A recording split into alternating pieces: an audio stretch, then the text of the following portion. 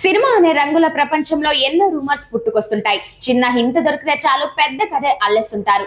Gossips కి rumours కి దూరంగా ఉండే అతి కొద్ది మంది హీరోల్లో మహేష్ బాబు ముందు వరుసలో ఉంటారు. ఆయనంటే అందరికీ ప్రత్యేకమైన అభిమానం ఉంటుంది. అయితే రీసెంట్ గా కాంట్రవర్సీ కి మరో పేరైన దర్శక నిర్మాత గీతా కృష్ణ ఒక ఇంటర్వ్యూలో మహేష్ బాబు గురించి సంచలన వ్యాఖ్యలు చేశారు.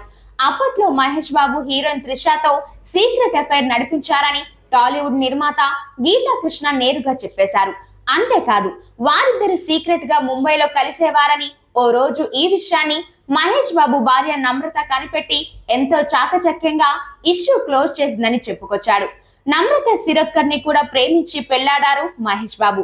వంశీ సినిమాలో కలిసి నటించిన ఈ ఇద్దరు కొన్నేళ్ల పాటు ప్రేమాయణం నడిపించి పెద్దల అంగీకారంతో ఒక్కటయ్యారు. ఇప్పుడు మహేష్ బాబు త్రిష విషయంలో గీతా కృష్ణ చేసిన ఇలాంటి వ్యాఖ్యలు సంచలనంగా మారాయి. దీంతో ఫ్యాన్స్ అంతా భగ్గుమంటున్నారు.